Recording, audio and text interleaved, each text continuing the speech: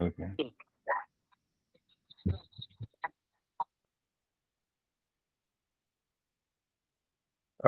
Ẹ kálẹ̀ yín èèyàn wa, a tún ti dé nìyẹn.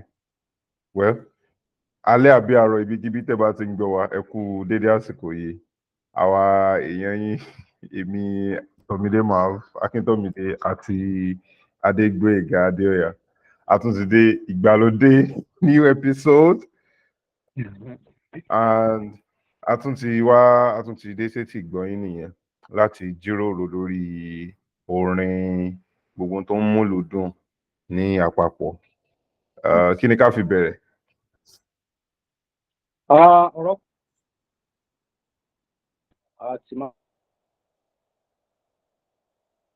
ta ló tún drop náà mo fẹ́ ní Twitter lénìí ọ̀rọ̀ àwọn feminist ọ̀rọ̀ feminism jẹ̀má parí káfí yẹn sẹ́yìn akọ̀mọ́ mẹ́nubà lérèfé mo fẹ́ ká torí yóò jẹ́ tuntun fún mi nínú àkọọ́lẹ̀ nǹkan tó ń ká àwọn obìnrin lára ní àwùjọ lónìí ṣùgbọ́n yàtọ̀ sí yẹn Jerry ka Timaya albums, what else?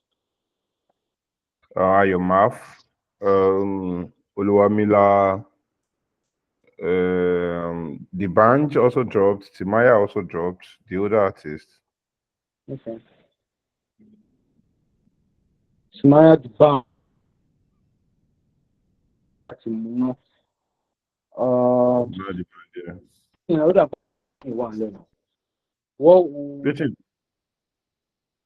Notice any other thing? Answer our doctors kidnap you not later. Yeah, more news ní bí ọgbọ̀n ìṣẹ́jú sẹ́yìn àbí ogún ìṣẹ́jú sẹ́yìn pé wọ́n ti dà wọ́n lẹ̀, pé wọ́n ti rí wọn, wọ́n ti kó wọn jáde. A máa wò ó tá a bá ti já.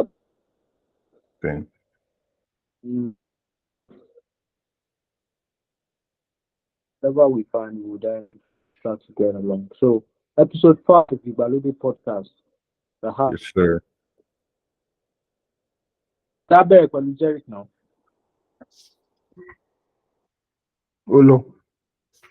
Ohun tí mo like jù nípa album, ara tí mo kọ́ like nípa album Jerry kẹ́ni bí wọ́n ṣe artwork rẹ̀.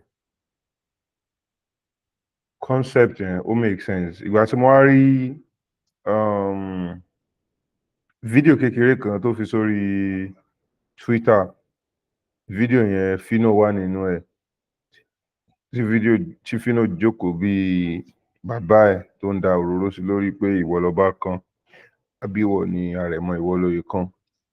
Mo rò pé that's a good concept, sha. I really like it. The music, I get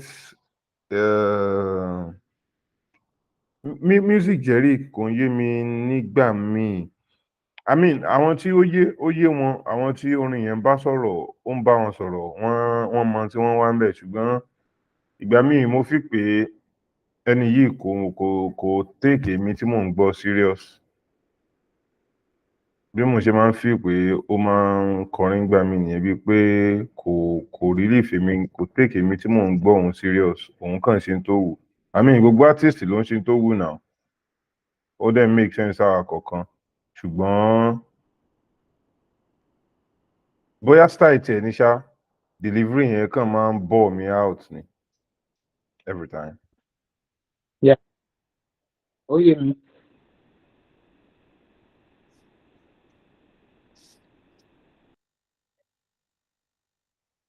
Inú orin Odùmọdù Zlatan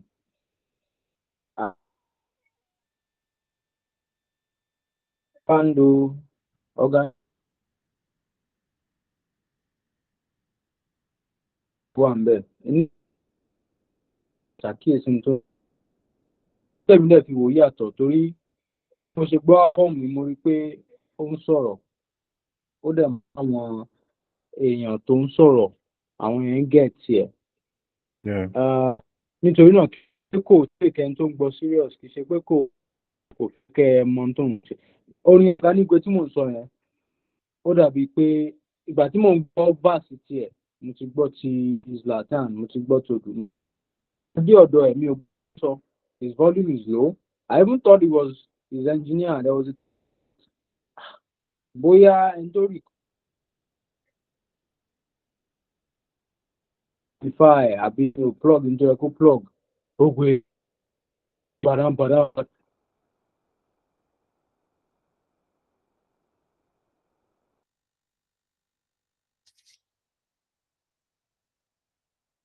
Even though I can't hear it, but I can tell that every other voice had class filter that is pretty obvious that this sound is clear. Then mo wá rí pé ó wà consistent pẹ̀lú Jerry pé ohun ìsàlẹ̀ ló fi ń kọrin. Ó gbé padàn. I don't know nothing.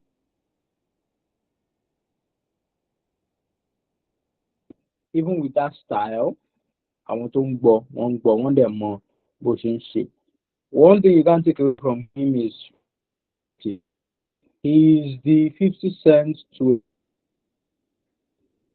demographic in the Southeast. It's this gangster that made it speaking to them about hustle and life, whatever that is, right? So I respect that hustle. The fact that in Enugu or in Imo or anywhere, when they Jerick, they can say that, I'm on Boboy based on hip hop. The first track on the album, let me try and pull up the track list. First on the album sounds like a 2006-7 track. Beats, sorry. King. And that's like the lead of the album. I don't want to be critical, so stop me when I do too much. You critical because you're a critic. King, I expect. So I listened to French Montana. I listened to Mode 9. I listened to Davies. Yeah.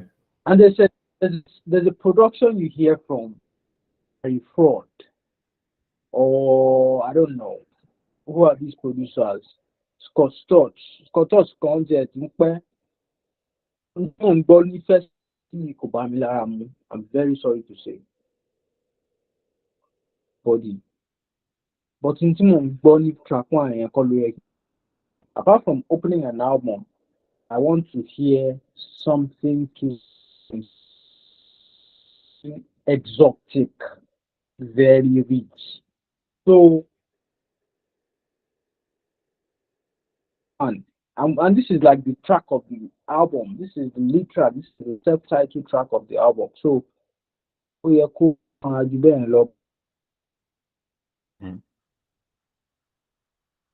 That I think collectively it's a good body of work for the audience and extensively for larger audience. I'm sure it's playing on radio in the East.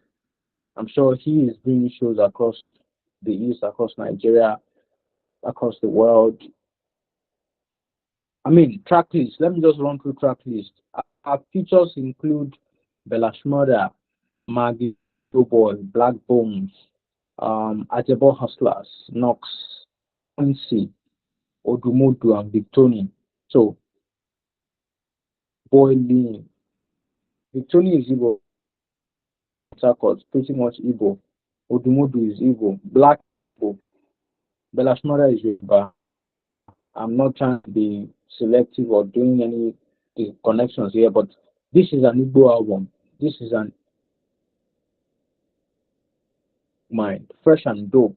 Track 5, Rams and Rams. Igbo. But and then when we talk about genres on the album, I'm going to go at logo con here at logo. I go hip hop 2006. I go drill not one bed me or mommy. I don't know which tracks are drill.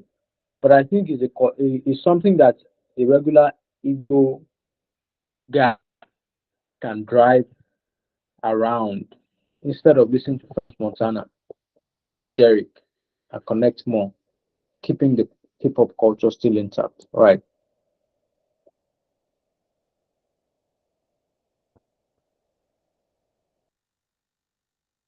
Yeah. Personally, for me, I think the album is not doing it for me. Me personally, kò really ṣe fún mi ní ó jẹ́ kí n ní púpọ̀ láti sọ nípa ẹ̀. Visual experience album ẹ̀ ó fún mi ní mọ̀ ju ohun tí album gangan fún mi lọ, and I don't think that's a good thing.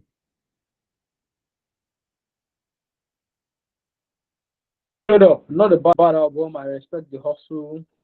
Yeah. $1 billion baby, $1 billion dream. Mm-hmm. 2022 years ago. So you want to $1 billion baby. So what's up with the billion? There was an EP in 2020, Boy Dreams. So look at it, boy, $1 billion king. Very exotic. He's very ambitious. But more about him than the music. To look at the way he dresses, oh man, like clean, fresh and dope. Yeah. Good boy. So that branding is tight. All blue, two piece, blue is looking nice. Oh, and you know that signature, Ogbe, Yeah, you know yeah, what yeah, it is?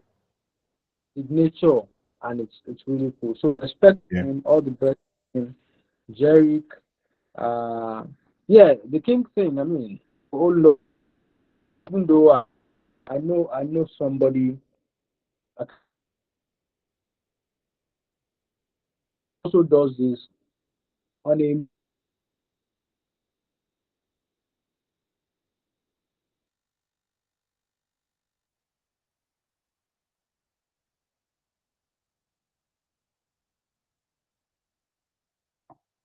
enjoy me. So yeah, the Igbo rap dynasty from you can say rugged man, about Too Short, Big Low, down to who came next, maybe Fino. I don't know who was around before that, but there was there was Oga Boss before Fino. Oga Boss had a good one.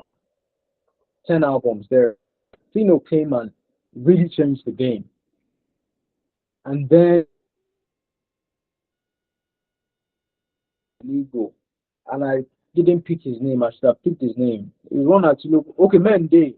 So my comment day. Let me look it up. Got one. Man day. Annie Dons. Annie Dons. Yeah. He's not rap, but he's So Igbo rap dynasty, in the drunk, not in the drunk. Obodo Genugebu, that's mentioning. Mr. Raw, man, Too Short, Big Low, come down to Oga, and then that I can't remember who was there. They stayed in 2000 and in thereabouts. Was Blazing Hot Man of the Year 2013. Dope one with OluwaMillar.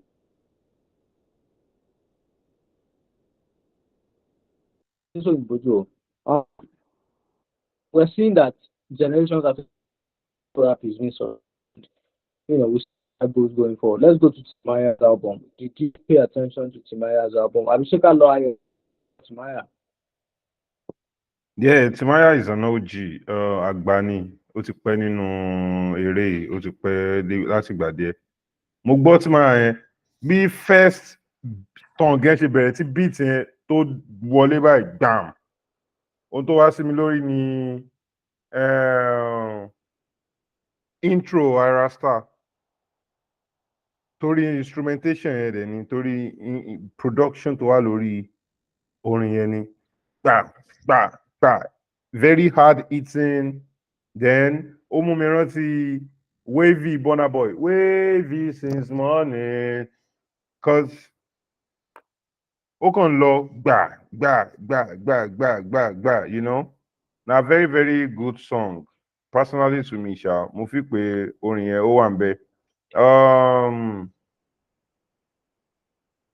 kankan tí mo kàn rò pé ó ti wà consistent so far nínú orin tí Timaya ń kọ ni wípé ìgbà míì àwọn lyrics àti tó máa ń ṣẹlẹ̀ kò ń yé mi, mo máa ń rò pé kí ni Timaya ṣe gbà mí, so ó máa ń jẹ́ ohun kan tí mo máa ń rò pé okay, bí a bá ṣe ń dàgbà sí ó yẹ kí ohun tí à ń sọ nínú orin wa àbí ohun téèyàn ń ṣe,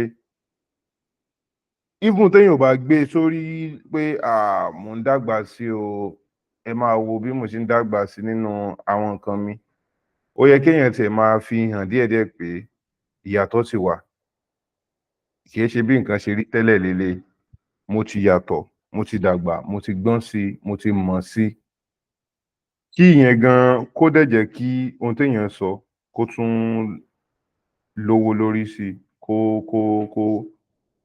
jẹ́ nǹkan tó mọ́gbọ́n dání dáadáa. No disrespect, but ohun tí mò ń sọ ni pé ó pé ju kéèyàn máa dàgbà sí lọ́jọ́ orí, ṣùgbọ́n kí orin téèyàn ń kọ kó má fi ìyẹn hàn pé ibi tó wà ní, kéèyàn sì máa gbọ́ orin, kéèyàn sì máa rò pé bí ọdún mẹ́wàá sẹ́yìn ìgbà tí mo kọ́ gbọ́ ẹni lélẹ̀, àbí ogún ọdún sẹ́yìn tí mo kọ́ gbọ́ ẹni lélẹ̀ nígbà tó sì kéré sí, you know.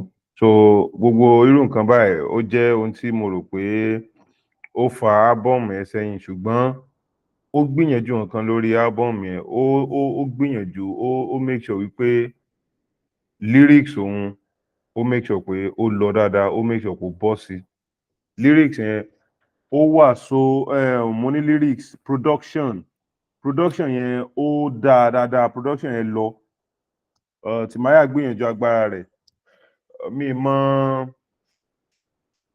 kò sí specific word àbí nǹkan lórí ohun tó inspire album yẹn, right, ṣùgbọ́n ohun tí mo mọ̀ so far ni pé ó fi síta láti tún fi celebrate ọjọ́ ìbí rẹ̀, I think 40th or 45 or 45th, so mi rò pé ó burú jù ṣá, ó ti gbìyànjú agbára rẹ̀, ó ti pẹ́ látọdún yìí, so gbogbo tí mo fi pé àwọn tó jẹ́ àgbà nínú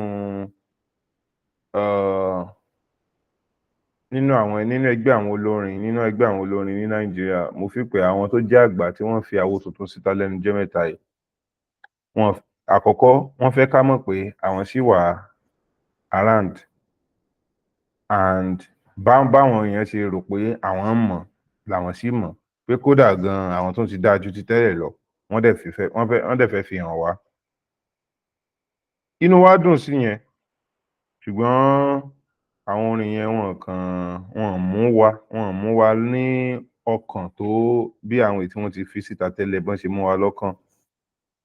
Mo dẹ̀ rò pé gbogbo irú nǹkan báyìí ó lè jẹ́ bóyá ohun tí ó ń dá kí ló ń pè, ohun tí ó ń dá bí a ṣe gbogbo àwọn irú nǹkan báyìí ni kò jẹ́ ká kọbi ara sí gbogbo àwọn àwo tán fi síta dáadáa bó ṣe yẹ ká kọbi ara sí, ṣùgbọ́n a tún lè wò báyìí pé well, àgbàlagbà ni wọ́n ti lo ìgbà tí wọ́n sẹ́yìn, pé tàwọn ọmọdé láyé ń gbọ́ nísìn, a lè tún rò bẹ́ẹ̀, ṣùgbọ́n ó yẹ ká tún gbóríyìn fún wọn pé ọ̀pọ̀lọpọ̀ ọmọ wọn sì wà níta nísìn, àwọn ayé sì tún fún wọn ní attention díẹ̀díẹ̀ compare sáwọn tí anybody ò tiẹ̀ béèrè mọ́, nítorí Yorùbá náà ló sọ pé ká dúpẹ́ lọ́wọ́ ẹni tó ká dúpẹ́ kó ẹni pọ́n mọ́ wa lójú, ìyẹn ni ò béèrè ẹni. Àti rí D'banj lẹ́njọ́ mẹ́ta, àti rí Kcee, àti rí Timaya, hopefully Mode9 gan ò stop látọjọ́ yìí, gbogbo orú nǹkan báyìí jẹun tó ń wú ni lórí púpọ̀, hopefully àwọn máa get more better albums from some of them as time goes on, ìyẹn máa dá púpọ̀. Ẹnìkan tó tún ti fàwọ́ síta lẹ́njọ́ mẹ́ta yìí ó ní Maff, Ayọ̀ Maff ó jẹ́ ọmọ kékeré tó ṣẹ̀ bọ́ sójú agbo tó ṣẹ̀ bẹ̀rẹ̀ kò ṣẹ̀ bẹ̀rẹ̀ orin ṣùgbọ́n á lò ṣẹ̀ bẹ̀rẹ̀ orin náà ni tá bá wo ibi tí ó wà lọ́wọ́lọ́wọ́ báyìí òun ṣẹ̀ bẹ̀rẹ̀ ìrìn àjò tiẹ̀ ni ṣùgbọ́n ó ti wà lucky enough láti get feature from irú èèyàn bíi Fireboy, ó ti get co-sign from irú àwọn èèyàn bíi Olamide Badoo, Zlatan. So gbogbo eléyìí jẹ́ ohun kan tí ó ń jẹ́ kí stock rẹ̀ kó máa lọ sókè sí. Ó fi àwo kékeré ráńpẹ́ kan ó fi síta ní ọ̀sẹ̀ kan sẹ́yìn báyìí, ọ̀sẹ̀ kan náà ni wọ́n ń pè ní Maffian láti inú orúkọ rẹ̀ Ayọ̀ Maff. Nínú Maff yẹn lòun ti wò pé káwọn tòun máa jẹ́ Maffian kan jẹ́ àwọn tó wà lẹ́yìn òun. Wọ́n ń ṣe ìsọmọgbé o ṣùgbọ́n gbogbo ẹni tó bá jẹ́ olólùfẹ́ Ayọ̀ Maff tàbí alátìlẹ́yìn orin rẹ̀ gbogbo wọn ni ó ń pè ní Maffian. So Maffian yìí ó jẹ́ àwo tó ní orin 7 lórí. Àwọn orin 7 ọ̀hún ó bẹ̀rẹ̀ pẹ̀lú The Beautiful Song. Ìyẹn jẹ́ orin ìfẹ́ tí tó kọ. Ẹni tó bá mọ Ayọ̀ Maff yóò mọ̀ pé nínú gbogbo orin rẹ̀ ó ń sọ̀rọ̀ nípa ìlàkọjá ohun tó ti fojú kọ, gbogbo ohun tó ti fojú kò nínú ayé rẹ̀, àìlówó lọ́wọ́, gbígbé pẹ̀lú òbí tí ò lè ṣe púpọ̀ fún ọmọ, kọ́mọ ti tètè wọ̀gboro láti kékeré torí pé tí ò bá tètè gbọ̀n báun, tí ò bá tètè jáfáfá báun, ebi ó pa, kódà ebi ó pa àwọn òbí ẹ̀ gan. Ó jẹ́ ọmọ tó bọ́ sírú situation tó yẹ pé ó tètè dàgbà jọgbọ́n ju ọjọ́ orí ẹ̀ lọ láti lè tọ́jú àwọn òbí ẹ̀, láti lè tọ́jú àwọn àbúrò rẹ̀ kébí má pa gbogbo èèyàn nílé. Ó gbé bùkátà yẹn sórí. Èyí ń sún sí ìdí ká máa ṣe bíi yahoo yahoo, ká máa ṣe àwọn nǹkan míì tí ò lè báyàn gbọ́. Ṣùgbọ́n bí Ọlọ́run ṣe fẹ́ fún ayé rẹ̀, orin jẹ́ ohun tí ó ṣe pàtàkì jùlọ. Orin yẹn náà sì ni ohun tí ó ń fà sókè. Gẹ́gẹ́ bí mo yẹn sọ lọ pé first song lórí àwo yẹn wọ́n ń pè ní A Beautiful Song. Ó jẹ́ orin ìfẹ́.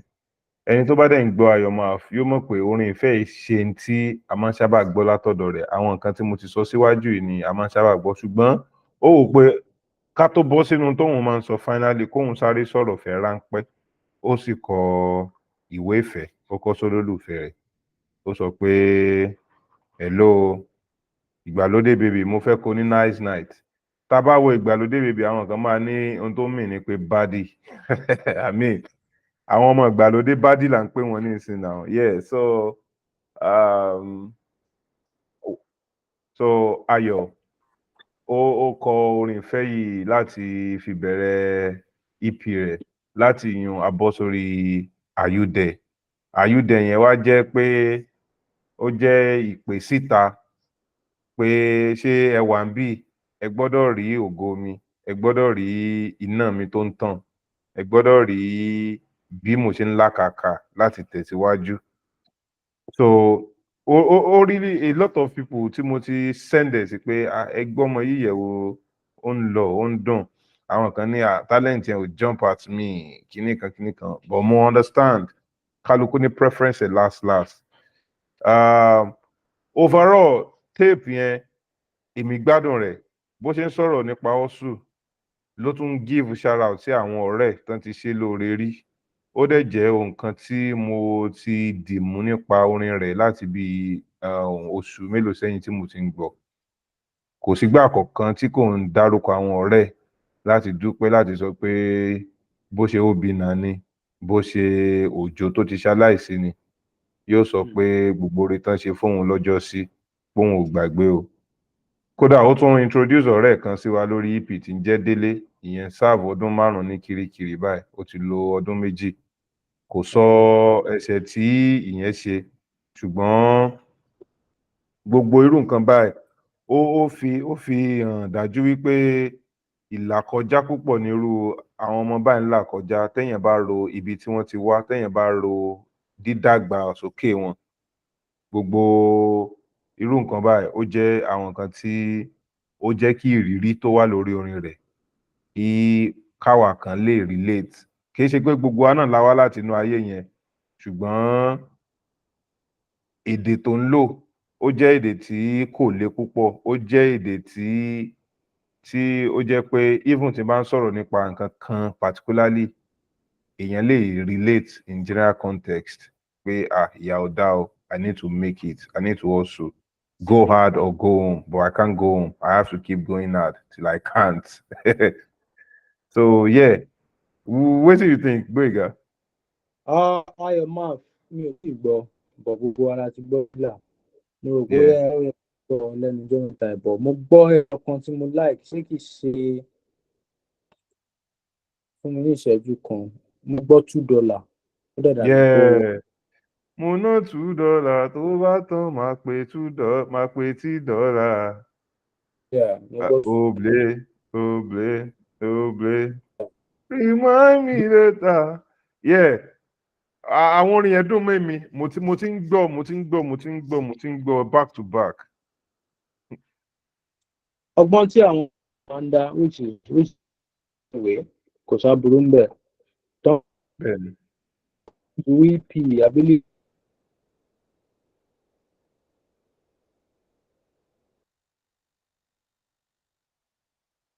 ìdílà yẹn nìkan ti ní 4.9 million àwọn tí ó jẹ́ track tuntun nínú mafia nìyí a máa wo 400k 800k plays ṣùgbọ́n dílà ti lọ 4.9 million. Bẹ́ẹ̀ni dílà yẹn ti lọ ó ti lọ. ṣé yòókù láàrú pé Ayọ̀ Maff náà ó ti kúrò ní ọkọ̀ ní ṣùgbọ́n òun náà ti fi àpẹẹrẹ lélẹ̀ ó ti ní tíráàkì méjì mẹ́ta. Bẹ́ẹ̀ni. àló nìkan kò ní ó forin yẹn kọ ṣó nǹkan ní 8 days a week òun náà ni ó ti kọ 7 days ó ti kọ 8 days ó ti kọ 7 days ó ti kọ kíní kan week gan. mo láìkí ẹ̀ pa 7 days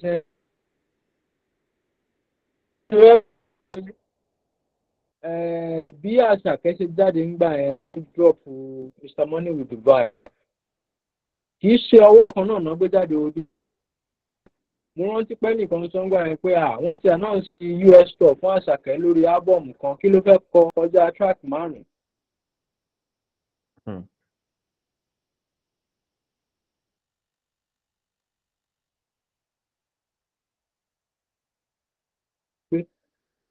kó tó mọ tó ń lọ so that you can have 25 songs or 20 songs ready to go for any show. Ayọ̀ Maff ti débi tẹ́ lọ anywhere ní Yorùbá àbí ní Nàìjíríà ó dẹ̀ lórí mẹ́rin táwọn èèyàn pé product market fit tábàlẹ̀ subculture wọ́n á ní product market fit pé ọjà ẹ ti tà débi tó lápẹẹrẹ láàárín àwọn ọjà tó kù tó Ayọ̀ Maff ti kù àwọn studio session àwọn 30,000 àwọn producer òun náà ti kúrò láàárín kúrò ń bẹ̀ ó ti bọ́ sí ìpele bóyá c-list lẹ́fẹ́ fún àbí d-list èyíkéyìí òun náà ti dẹni tó ń pa owó kò rágó mọ́ mo dẹ̀ láìkí bí o sọ̀rọ̀ nípa àwọn ọ̀rẹ́ ẹ̀ tó ń ṣẹ̀wọ̀n lọ́wọ́ àbí tó wà ìtúnikọ́ mi ò mọ̀ pé wọ́n máa ń sọ̀rọ̀ street artist pé keeping it real ìgbé ayé tó ń gbé mi ò mọ̀ pé ọ̀rọ̀ ẹ̀ kà sí àrà tó yẹn mi ò mọ̀ pé ó débi tí a máa sọ̀rọ̀ nípa ọ̀rẹ́ òun tó wà lẹ́wọ̀n àmì kò láburú ọmọ ìgbà ojú ẹ̀ wàá rò pé kò tó bá ju 20 ọdún díẹ̀ ni tó bá dẹ̀ ti ń gbọ́ àwọn street life bẹ́ẹ̀ wàá máa fẹ́ máa fi wé tàwọn Americans nípínlẹ̀ àwọn tó jẹ́ pé wàá rí bí gbogbo Bàrígà ṣe mú Ọlámídé o ọmọ ẹ̀ ló tún jáde ní Bàrígà tí gbogbo wa dúró tì gẹ́gẹ́ bí ọmọ wa. Mo dẹ̀ rò pé gbogbo àwọn nǹkan yẹn ó ṣàpẹẹrẹ street credibility rẹ ọmọ tó mọ oníkọ tó lógo tó dẹ̀ lérò lẹ́yìn Ṣèyí náà. Mo rò pé àpẹẹrẹ Ṣèyí míì lélẹ̀ láti gbòòrò Èkó. Good every time it's all good news.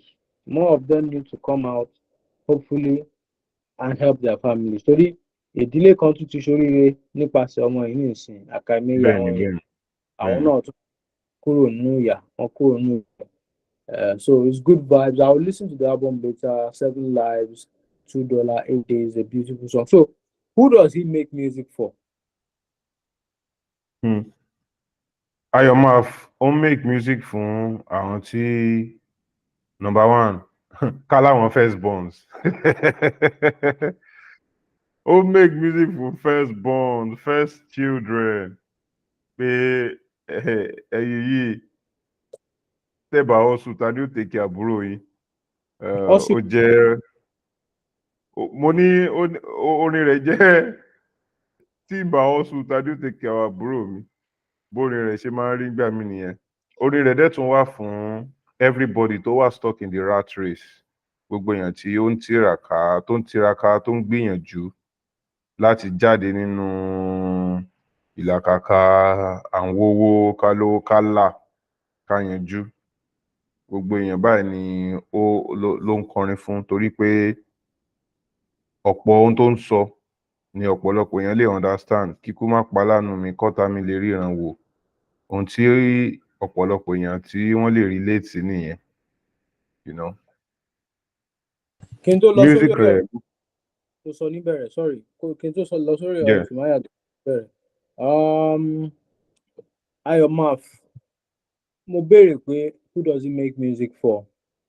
Bó dẹ̀ ṣe sọ hustle culture. Ìbéèrè kékeré tí mo ní fún ẹ ṣé hustle culture ti pọ̀ jù nínú orin wa àbí a lè ṣe ká má ní hustle culture torí ìgbé ayé wa nìyẹn. Mo máa ń gbọ́ program kan bàdàn bíi ẹni tí mo mọ̀ náà ni Samuel Ìbíkúnlé Arúgbó Boys. Ó wá ń sọ̀rọ̀ ó ń critique àwọn Nollywood wípé gbogbo ìgbà tẹ́ bá fẹ́ ṣe epic tẹ́ fẹ́ ṣe sinimá nípa ìtàn ọ̀rọ̀ bí ogun yìí náà ni àgẹ̀ṣinkó House of Ga àti mọ̀ pé ìtàn ológun ni nítorí náà a lè bá yẹn wí ṣùgbọ́n gbogbo ìgbà tán bá ti ń sọ̀rọ̀ tó jọ mọ́ ayé àtijọ́ 100 years ago 200 years ago nínú ìran Yorùbá àárín nǹkan míì mú àfogun. Ó wá ń sọ wípé ogun nìkan kọ́ la fi lé ayé wa jà gẹ́gẹ́ bí ìran gẹ́gẹ́ bí ẹ̀yà Yorùbá. A ṣáà ń ṣe ìdárayá ètò amúlùdùn ìdàgbàsókè nígbà yẹn. Ẹ já ṣe àwọn eré míì kó má yẹ pé ogun ìjà náà ni ìwọ ta ni àti ta nínú wájú ta ni. Ẹ jẹ́ ká ṣe eré míì àwọn eré míì tó yẹ pé yóò túnbọ̀ mú ìtàn wa kó jáde. Mo sọ gbogbo yẹn láti tọ́ka sí hustle culture. Tó bá gbọ́nú orin wa látẹ̀yìnwá kìí tẹ́ fún àwọn ìran tó ṣẹ̀dé yìí látẹ̀yìnwá wàá ti rí i pé orin mò ń làkàkà mo fẹ́ dolówó hustle go pay make hustle pay orin náà hustle náà ni kókó orin wa. Ṣé hustle nìkan là ń filé ayé gbé ni àbí ṣé a lè sọ pé àwọn orin míì náà ń jáde orin ìfẹ́ orin àwùjọ orin mọ̀lẹ́bí orin ọ̀rẹ́ orin nípa àwọn nǹkan bẹ́ẹ̀ àwọn yẹn náà ń jáde ṣùgbọ́n kò pọ̀ tó. Ṣé hustle culture yìí ṣé kò máa pọ̀ jù nínú orin wa tó fi jẹ́ pé bí artist bá máa jáde hustle culture ló máa gbé jáde èyí tó pọ̀ jù nínú wọn. Mi ò mọ̀ bóyá ẹ ní dúró tọ́lámídé fi jáde mi ò mọ̀ bóyá orin hustle ni mi ò mọ̀ bóyá orin ṣiṣẹ́ kárakára ṣiṣẹ́ olówó. Mo rò pé o ti mú ìbéèrè mi lápá bẹ́ẹ̀ o lè dáhùn sí lẹ́yìn eléyìí. Ìkejì ni pé bí ó bàtà Àṣàkẹ́ jáde ìgbà tí Àṣàkẹ́ jáde ńgbà yẹn mo fẹ́ rántí ibi tí ọ̀rọ̀ yìí ti jọra wọn. Ìgbà tí Àṣàkẹ́ jáde ọwọ́ tó gbé jáde ọwọ́ bíi kì í ṣe hustle nìkan, mo ti débi tí mò ń lọ. Àṣàkẹ́ ń kọrin tí Yorùbá lè jó sí, tí Yorùbá lè gbọ́ gbádùn. Mo rí pé òun sọ line méjì nínú orin Ayọ̀ Maff tó jẹ́ Yorùbá lẹ́ẹ̀kan, ló jẹ́ kí ìbéèrè yìí sọ sí mi lọ́kàn. Àṣàkẹ́ makes Yorùbá music that is relatable to everybody globally. bẹ́ẹ̀ni. So 90% Yorùbá lyricism, ṣùgbọ́n beat ti magic sticks àti gbogbo àwọn tó ń produce fún, ọwọ́ tó ń fi present Àṣàkẹ́ fún wa, ọwọ́ àlùjọ ni, ọwọ́ tùngbà afrobeat ni. Wọ́n ṣe máa ń sọ pé afrobeat oníjó, afrobeat tí ó wà ń bẹ̀, afrobeat tí ẹ wá gbàjọ́ mi, Terminator, P-Buy, Súnmọ́ mi is a dance song. It can pass as a house music. So Àṣàkẹ́ signature ẹ̀ yàtọ̀ sí pé ó ń sọ Yorùbá, yàtọ̀ sí pé ó ń kọrin, ní àlùjọ. Àlùjọ tó wọ ìlànà afrobeat ni mò ń sọ yìí. Afrobeat lùjọ, dandan ni kí ìlù yẹn máa dún. Látòrí Terminator ni o, Joha ni o, ìlù Fuji vibe, ìlù tó mú ijó lọ́wọ́, tó ṣe jó sí. Mo wá fẹ́ béèrè, yàtọ̀ sí ní dá ti sọ nípa Ayọ̀ Maff, ṣé deep cut ní Ayọ̀ Maff bá dé ni, àbí street culture nìkan, àbí ó ń jọ hip hop, àbí àlùjọ díẹ̀ wà ń bẹ̀? Kí ni àpẹẹrẹ identity tó ń mú jáde nípa Olúmídé? First thing tí mo ti kọ́kọ́ notice nípa Ayọ̀ Maff ni pé ó ń lo drill. Ó ti lo bí orin drill bí mẹ́ta. Ìgbà àkọ́kọ́ tí mo kọ́ gbọ́ lórí drill yẹn, mo rò pé bọ́bọ́ yóò rap lórí drill, eléyìí ń kọrin lórí drill ni. Ó dẹ̀ ó lọ bàjẹ́bàjẹ́. Ó tún wá lọ fún mi torí pé Yorùbá ló tún wá ń kọrin nígbà tí mo kọ́ gbọ́. So mo rò pé eléyìí mọ tí ń ṣe. Kò rap, ó ń kọrin ni, ó dẹ̀ dùn gidi lórí ẹ̀, ó gbọ́dọ̀ mọ tó ń ṣe. Nípa pé ṣé street culture tí máa pọ̀ jù nínú àwọn orin tá à ń kọ, ohun tá à ń rí lọ́wọ́ báyìí ni wípé orin music industry ó ti yàtọ̀. Ayé ìgbà kan ni a ní a lot of street artists tẹ́ pé ibi tá a ti máa mọ̀ wọ́n kò ní ju àdúgbò wa lọ. A lot of people máa fojú hàn pé àwọn eléyìí kan ń kọ ìranù ni. Ṣùgbọ́n ká dúpẹ́ lọ́wọ́ àwọn èèyàn bíi Dapa, ká dúpẹ́ lọ́wọ́ àwọn èèyàn bíi Empire, bíi àwọn Ọlámídé. Successes wọn ó ti jẹ́ kí ó ti fún a lot of people ní more motivation than ever pé ọmọ ìyá mi ó lè jẹ́wọ́ náà o, ó lè jẹ́wọ́ náà o. Cause street ní believe bí Tọ́lámídé Bàdó bá lè blow, èmi náà lè blow. Tí kinní kan bá lè blow, èmi náà lè blow. And music nísìnyí, ojú àwọn èèyàn ti là láti rí music nísìnyí pé kìí ṣe pé òkan ṣe nítorí pé mo orin kọ rí àbáwọn èèyàn ló ní talent. Ó ti wá di pé èmi gan gbọ́dọ̀ jẹ́ nínú kinní. Ó ti wá di pé tí mi bá give up lórí dream mi, ó lè padà work out. Different reasons ó ní ọ̀pọ̀lọpọ̀ èèyàn tó ń kọ. Ó dẹ̀ jẹ́ pé lọ́wọ́ báyìí music tún jẹ́ olùgbàlà fún ọ̀pọ̀lọpọ̀ àwọn tó ń kọ orin tó wá láti street. Ẹlòmíì ò ní nǹkan kan míì tó ń ṣe ju orin yẹn lọ. Orin yẹn náà lẹlòmíì ní láti là. Orin yẹn ni ẹlòmíì ní gbogbo ayé rẹ̀. Tẹ́lòmíì ò bá kọrin yẹn, ó ti padà sí street lọ ṣe tí ń ṣe ní street. Ṣùgbọ́n the only time tó wà nínú ilé, the only time tí ò ṣe jàgíríjà, the only time tí kò kàn lọ máa jókòó máa rojọ́ kó mọ ohun tí ń dún fèrè tí ò dún fèrè níwájú tálé wọn, ìgbà tó wà nínú ilé tí ń kọ orin.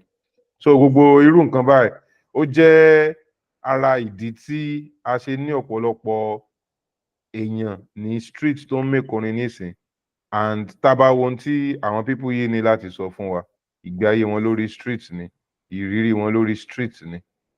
So for now mi rò pé a lè yọ dànù. And tábà dẹ̀ wo even hip hop gan, because a lè sọ pé even hip hop afrobeat tàwa ó ní hip hop tàwa, even though a ní Nigerian hip hop. Ṣùgbọ́n bí hip hop ṣe rí everywhere ni, even ẹni tí ó wá láti suburb ó máa sọ̀rọ̀ nípa hustle. ó máa sọ̀rọ̀ nípa if it's not making money it's not making sense. Gbogbo àwọn kinní yìí a lè really yọ kúrò lára bí ọ̀pọ̀lọpọ̀ èèyàn ṣe ń express ara wọn because tá bá wò trauma, poverty wọ́n wà deeply psychological. Even gbà tí ẹlòmíì bá ti lówó tán trauma response wà fún ẹlòmíì láti ṣe máa sọ̀rọ̀ nípa never going broke again. Gbogbo orú nǹkan bẹ́ẹ̀ yẹn. Jay-Z ti lówó, Jay-Z sì ń sọ̀rọ̀ nípa pé ó sì ń sọ̀rọ̀ nípa bó ṣe lówó ju àwọn kan lọ, ó sì ń sọ̀rọ̀ nípa bó ṣe make owó rẹ̀ gan lénìí. So gbogbo orú nǹkan báyìí a ti ní ọ̀pọ̀lọpọ̀ rappers tí a lè kà kún successful people tán sì ń sọ̀rọ̀ nípa èèyàn tán ti pa ní street, tán sì ń sọ̀rọ̀ nípa oríṣiríṣi nǹkan burúkú tí wọ́n ti dánwò ní ìgboro, ohun tí ò gbọ́dọ̀ bá wọn gbọ́, ohun tó bí ò gbọ́dọ̀ bá wọn gbọ́. Rántí God did verse. Èwo ni ẹ?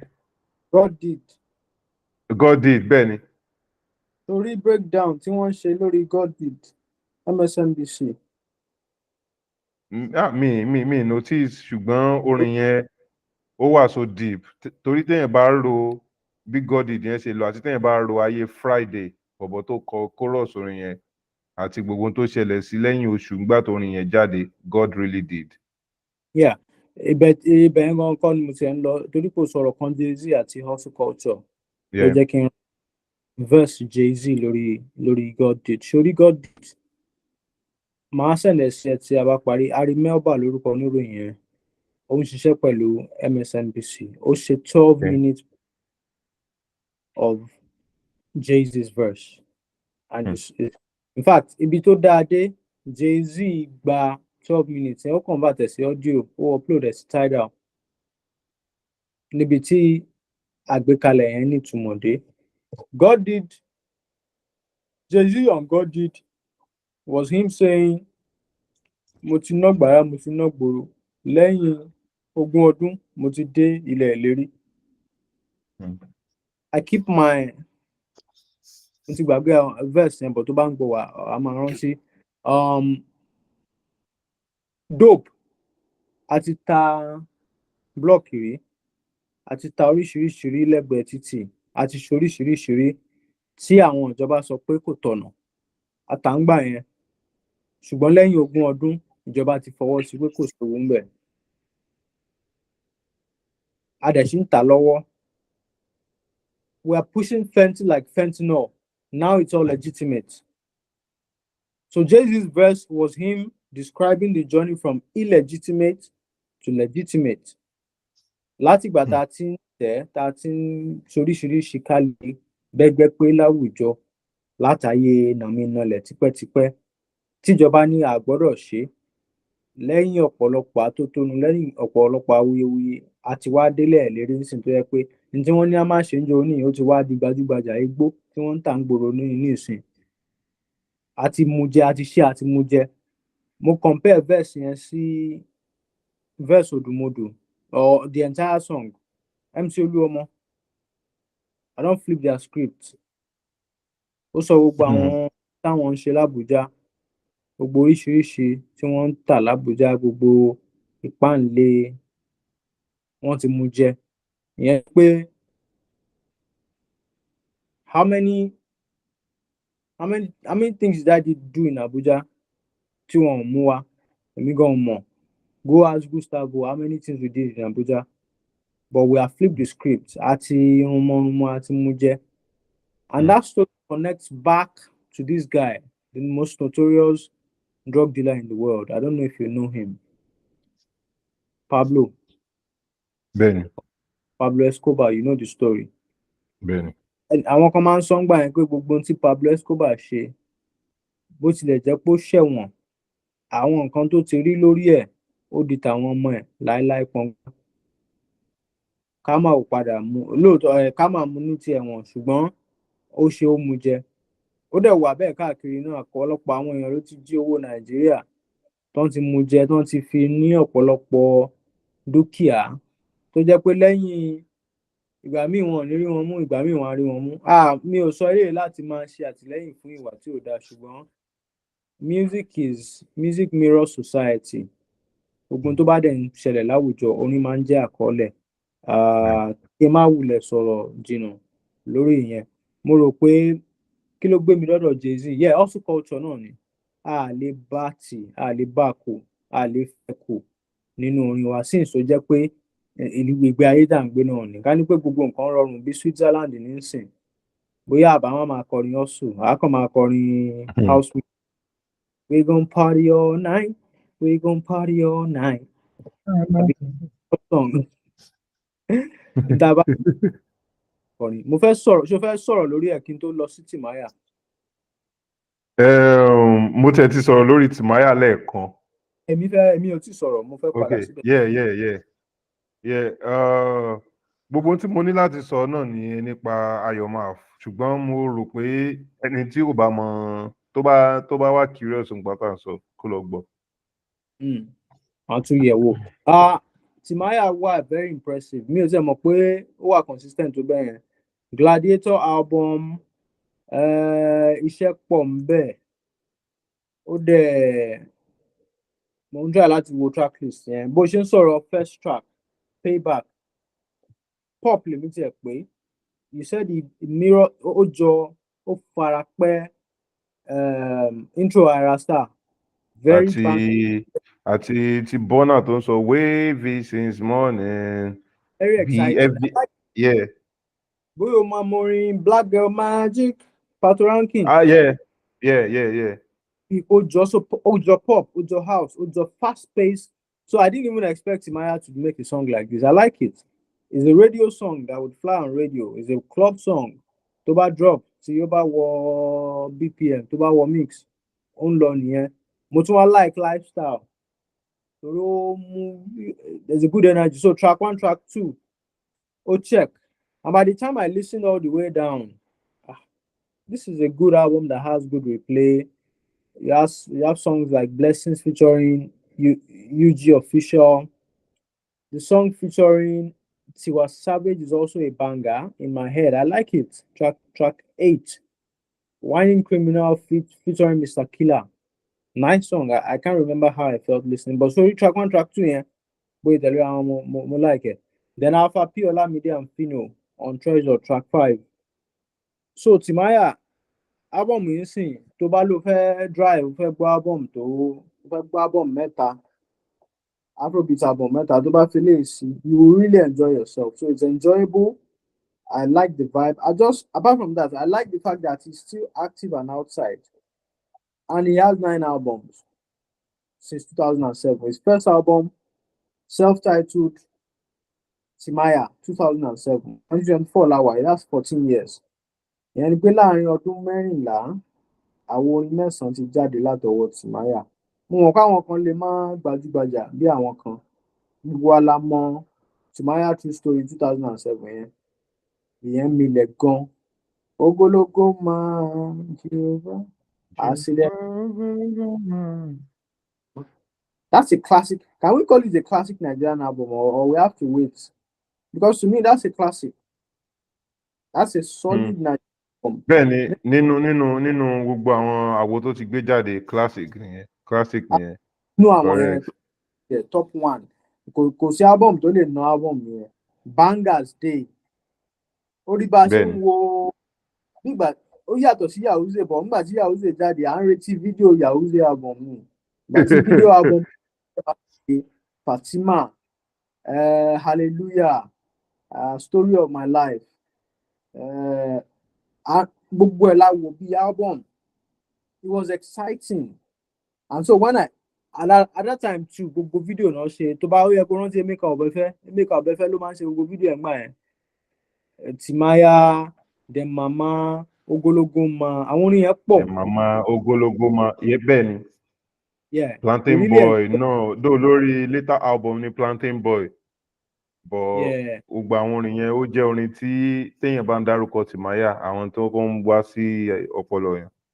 ó rà ń pé second album ẹ̀ orin kan wà tí mo máa ń try láti wá we don't die nǹkan ló kọ we don't die we multiply you should know multiply Adekolo nice Fino Oga Boss gbogbo wọn ló wà ń bẹ̀ orin yẹn ti pẹ́ o lè má rántí. Interesting mi rántí mo ṣọ́ọ̀bù mo gbọ́. find multiply. Very, very nice song. Timaya was on fire. And the second album, olórin kan tó tún jáde, Timaya yẹn náà. So, but what I'm trying to establish is the consistency. Even when it felt like it was underground, album shouldn't drop. Now, let me just do a roll call of some of these albums in no particular order. In 2007, True Story came out. And then the next one I would see here, Olofa, 7 years later, Èwo nìyẹn? Epiphany in 2014. Yeah. Then, okay, yeah, in 2012, there's Upgrade. In 2014, there was also Gift and Grace. 2019, Chulo Vibes.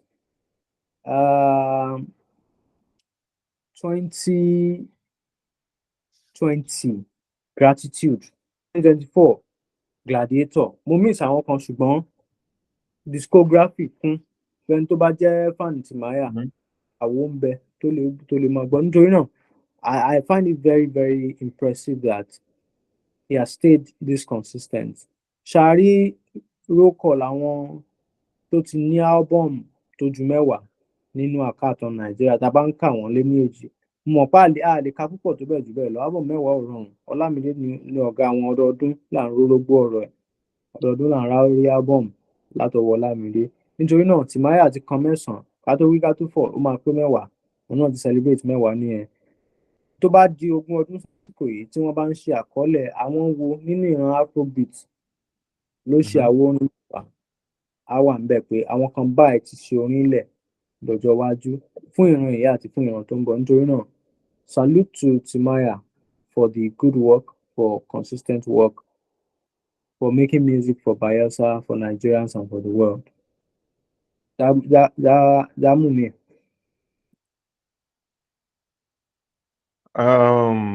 Next on our list ni nípa Nigerian rappers. Mo rò pé ṣé ká sì sọ yẹn ni. Ohun tí mo kàn fẹ́ sọ actually ni nípa mo rí conversation lánàá tí àwọn èèyàn sọ pé Psycho YP wà lórí on the radar and ó perform. Ọ̀pọ̀lọpọ̀ èèyàn rò pé okay Nigerian rapper tuntun ti débẹ̀ yẹn ṣùgbọ́n kí ni ń sọ àgbọn tí ń sọ. Mo rí tí Nigerian Bar Association tó yọ line ẹyọ kan jáde pé kí ló lè láti gbọ́ ń bẹ̀ wípé ṣe bí Lagos to London to kinní kan ló ń sọ. But mo fi pé response burúkú ni response yẹn because response yẹn wà honest rárá. Tí tá bá fẹ́ wà honest because táwọn èèyàn bá fẹ́ràn èèyàn kan òtítọ́ ṣòro láti sọ. Especially lórí Twitter ní ìsìtẹ́ pé téèyàn bá sọ èèyàn bíi 5 wọ́n lè fún yàn decking pẹ̀lú response lórí Twitter. Even àwọn tí ó súnmọ́ yàn téèyàn ò lérò pé wọ́n ò sọ ohun tí ò tiẹ̀ gidi ń gbà mí gan àwọn gùn tún sọ̀rọ̀. Tó gbogbo yẹn kò tiẹ̀ jẹ́ kí ọ̀rọ̀ wù mí sọ púpọ̀ lórí ẹ̀ ṣùgbọ́n lánàá mo rí tí ẹnìkan tí mo kà kún gidigidi gan tẹ́ni yẹn sọ pé ẹni yìí dẹ̀ ní hip hop head ni ẹni tó ń consume hip hop ni so mo rí tẹ́ni yìí ń complain pé òun gbọ́ kínní yìí bọ̀ àwọn ò gbọ́ anything pé tí wà bá tiẹ̀ ó dàgbà sí London tó tọ́ ni ó gbé London dàgbà tó tọ́ ni London ló ti lọ school tó tọ́ ni ṣùgbọ́n tó bá fẹ́ sound bí ọmọ Nàìjíríà òun sound bí ọmọ Nàìjíríà why tó fẹ́ kan sound bí ọmọ Nàìjíríà ká lè gbọ́ ẹ completely and tí mi bá ní parọ́ personally mi ò wà big on Psycho YP because ó le láti make out ọ̀rọ̀ tó ń sọ ní ọ̀pọ̀lọpọ̀ ìgbà flow dùn o flow yẹn máa dùn lọ ó máa lọ ní bí juice but ó dá kí n máa gbọ́n tó ń sọ nígbà míì and ohun tó máa ń dùn mí ni pé lẹ́yìn ìgbà tí mo bá tiraka pé máa tẹ̀ make sure pé gbogbo ohun tó sọ pátápátá ni mo gbọ́ lónìí ó máa ń dùn mí pé ìgbà tí mo bá gbọ́ tán gan kò sí ọ̀pọ̀ sí tó ń sọ ju ohun tí mo ti ń gbọ́ tẹ́lẹ̀ lọ lifestyle ó tán ṣùgbọ́n mo mọ̀ pé niche àwọn kan nìyẹn so it is also a lane for some people to make their own music about lifestyle which is not bad ṣùgbọ́n generally ohun tí èmi ń rò ni pé kí ni Nigerian rap jẹ́ nísìnyí tá a wà báyìí like what does Nigerian rap means at this point what is Nigerian rap. Jẹ́ ká jẹ́ kí n try láti ọ̀rọ̀ yìí lọ fà ṣùgbọ́n lákọ̀ọ́kọ́ sọ pé mo kàn fẹ́ sọ pé bẹ́ẹ̀ni every Nigerian is a Nigerian mi ò mọ̀ bóyá fẹ́ nítumọ̀ jẹ́ n break it down every bẹ́ẹ̀ni Nigerian anywhere in the world is a Nigerian so bóyá o dàgbà ní US immigrant parents first generation second generation èyíkéyìí ilé ilé ẹ̀ bẹ́ẹ̀ni ó dàgbà ní UK ó wá Nàìjà rí ó padà sórí ọ̀rọ̀ Ọláolú Sloan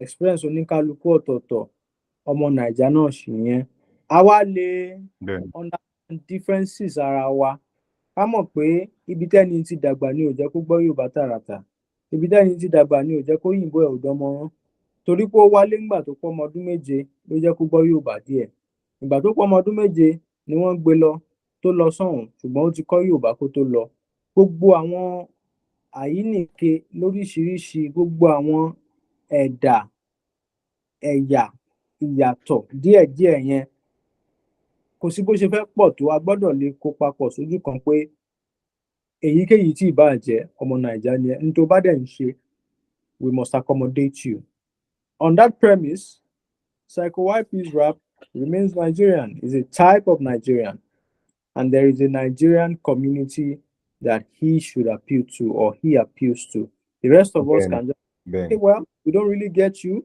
but we understand you and we understand that you have an audience. That's Santi. Santi makes music for, I don't know if I can say which kids, but there is an Alte community in Lagos, in Abuja, in Ibadan, that may be small, but they have their own history, their own identities, their own version of the Nigerian experience. And so when Santi or Dunsi make music, blah, blah, blah, it comes out a certain way. You give them the room to enjoy themselves. Give them the support that you give to every other Nigerian component. And then we can then agree on what is popular, what is niche, what is whatever. Padà sórí ọ̀rọ̀ Psycho. Of course, I agree that I can't hear what he's saying. The bando's hot, but the AC cold, but could I love your bro? After I strained myself to listen, mi ò mọ̀ jù bẹ́ẹ̀ nu orin yẹn o. But that's the only thing, and that's one of his best songs so far. I think. Benny. Like Bando Diaries, because I've watched it over and over again, and I see how I just see the hustle, the how they just try to make it happen, the tenacity.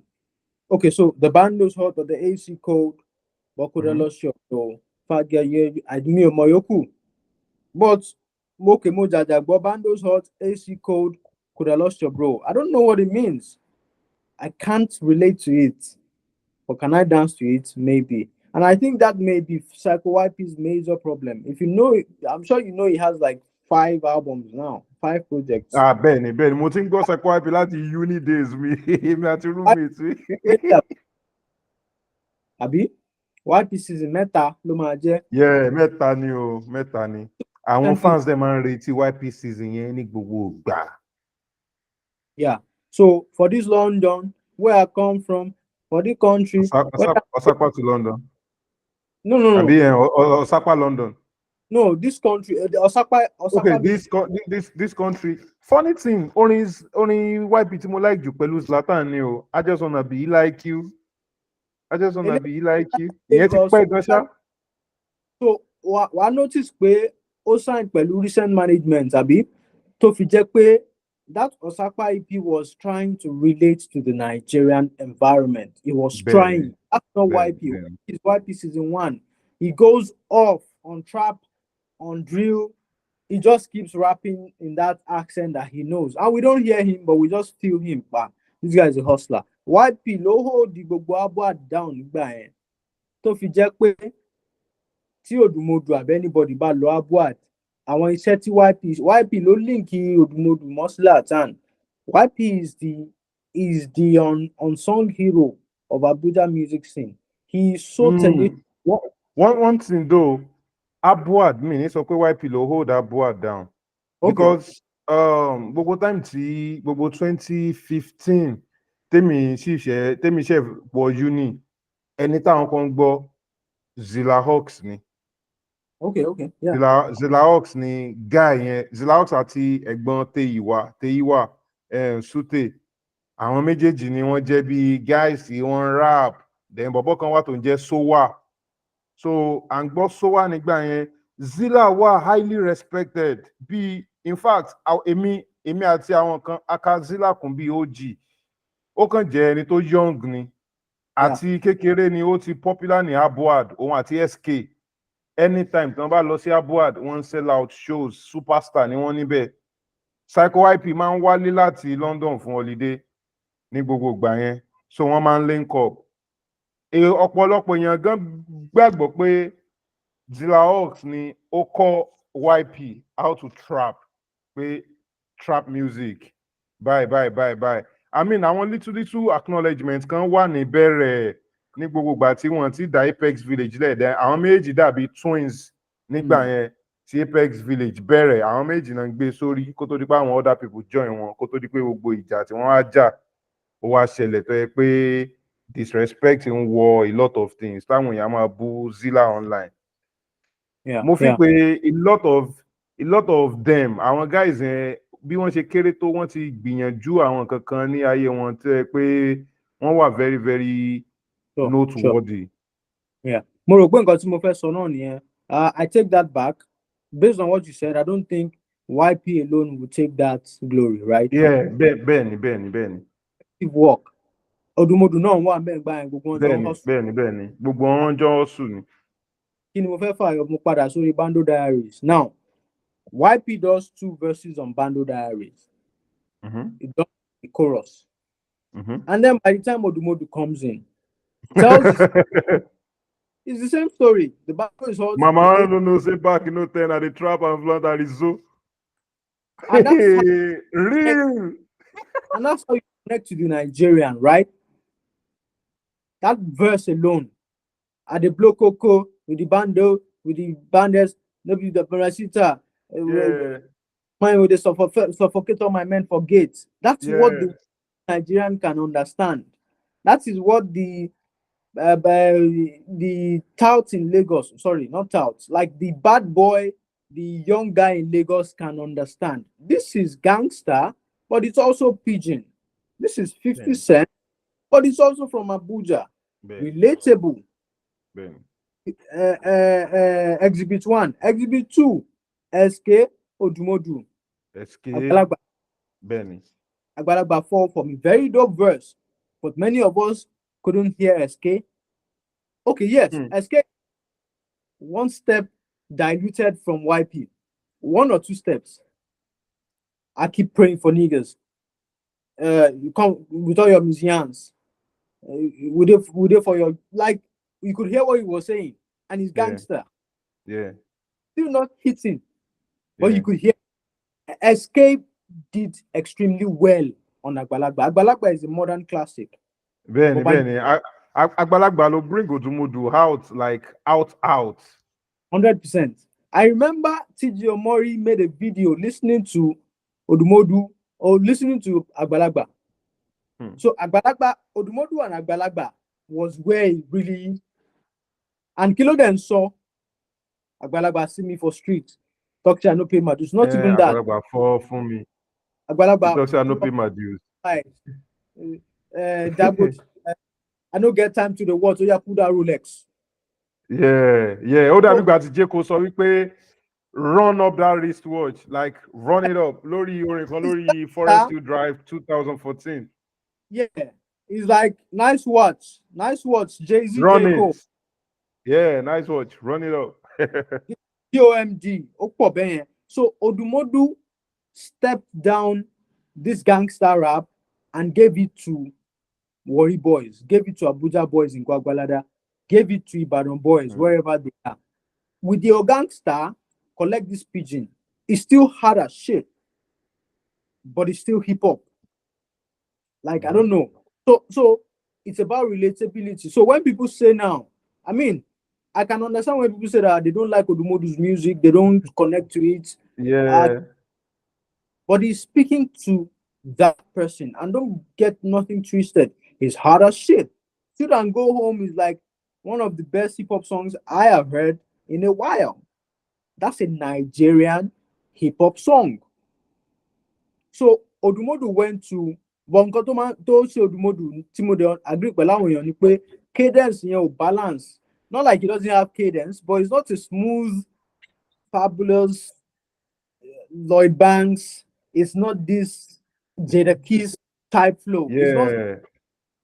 classic, quote unquote, like that. But it's hard as shit and it's true. And that's what hip hop is really about, most of it. So remove the language. I don't know if Odumodu wanted to polish and do whatever. It's hard. He's saying something. And again, even before now, before Agbalagba, Odumodu had dropped a tape where there was a pattern to his music, right? Yeah. Key Fire at the end of the day, Odumodu was on the radar. The performance wasn't impressive to the average Nigerian rap listener. But at the end of the day, he spoke his shit and was more relatable than what YP has just done. So I agree with you that, it's not exactly relatable, but we just have to accommodate and understand his position. Word. Word. It's most of, like, some of us, we don't want to dumb down. We don't want to change our ways. It's common. It's common in life. This is what I know. It's like this podcast now. Somebody should now tell us to come and start interviewing Bomb Bomb and then cut a clip and post it somewhere because we want views. I don't know if you get my point. Benny, I So do. some have values we cannot change, we cannot alter.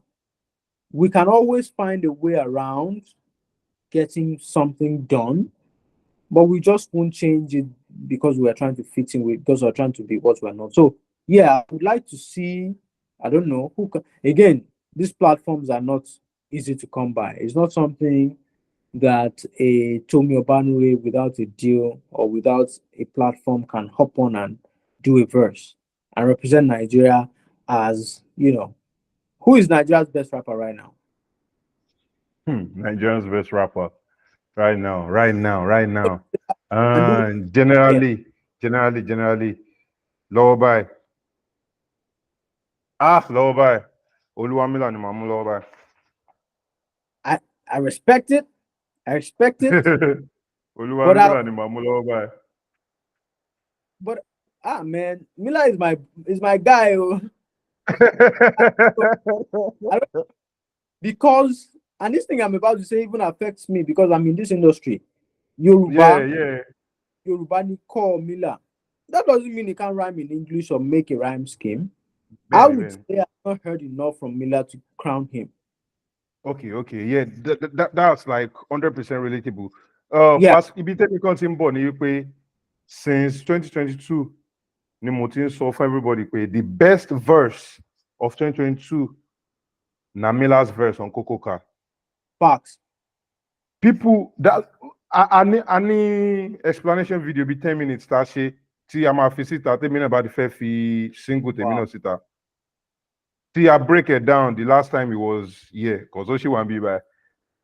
Oh, I break it down the big way. I have to make sure that this particular verse, I gbọ́dọ̀ sọ̀rọ̀ dáadáa nípa ẹ̀. And ó ti jẹ́ ohun tí mo ti wá ń rò bá torí pé èmi ti ní access sí àwọn unreleased kan tí mo ti gbọ́ tí mo ti rò pé ọmọ. Ṣùgbọ́n aside payback tí a bá tiẹ̀ wá wò pé àwọn tó wà consistent lọ́wọ́ báyìí.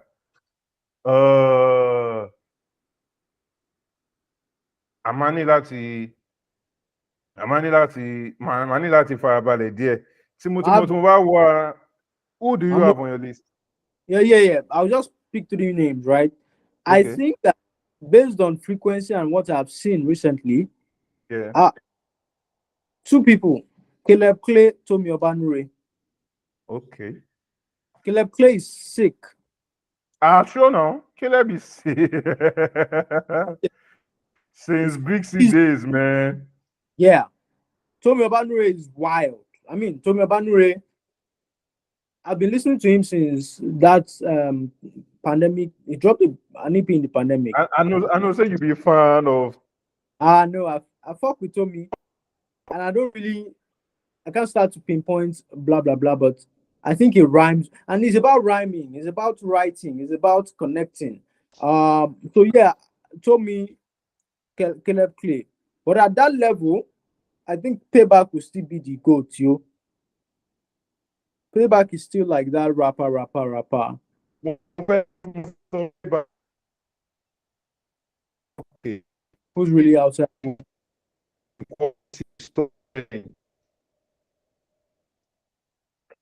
man, I don't deeply into Tomi Obadore. Now the same way I don't want to go deeply into pay. But I is the nine. So I hope I I don't hear you. I think it's going to come out better, but I'm not hearing you right now. nah,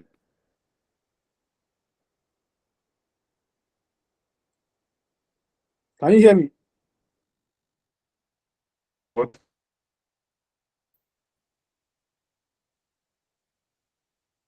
Okay, I think you're back. So, yeah, but I didn't hear what you told me. But mo fẹ́ béèrè kí ni ò jẹ́ kí any one of us dárúkọ Odumodu as best rapper right now? He's the most successful rapper right now, but why not best rapper right now?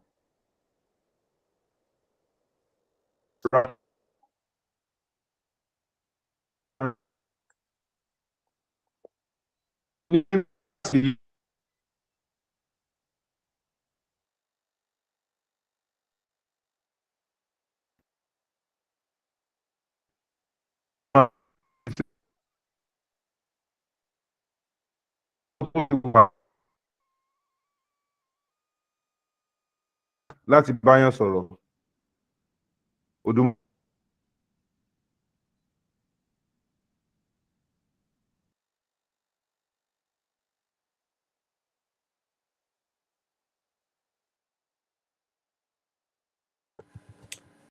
Kí ni ó ti ń fún wa ní issue gan? Anyway, if you can hear me, let me just ká fi ọ̀rọ̀ rapper lẹ̀, a máa ṣí ọ̀rọ̀ yẹn jọ mi. A máa wò ó jọ mi. Two things. Ọ̀rọ̀ feminism tó jáde láàárọ̀ yìí, ṣáàárọ̀ ni àbáná gan ló ti jáde. Ṣé ò ń gbọ́ mi?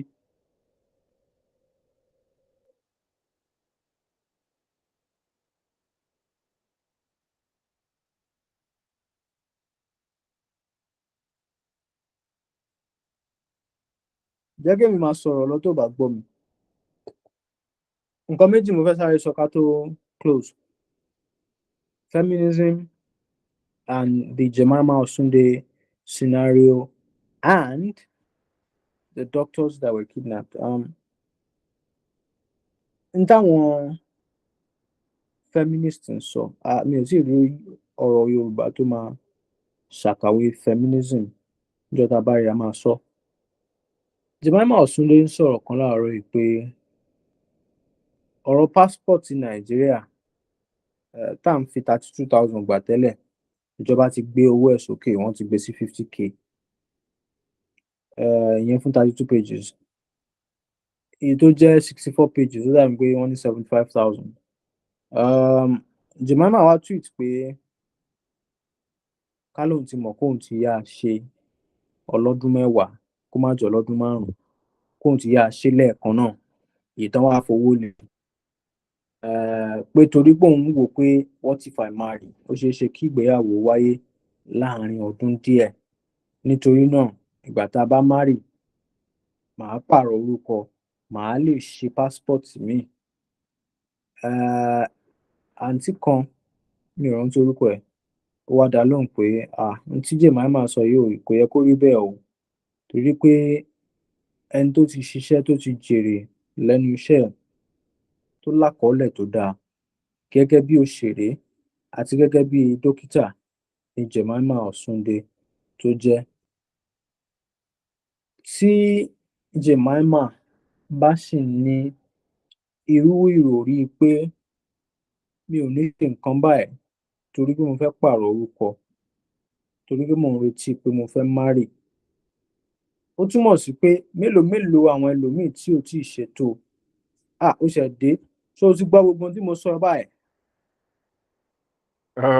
Mo ti sọ mo mi gbọ́ àwọn nǹkan ṣá.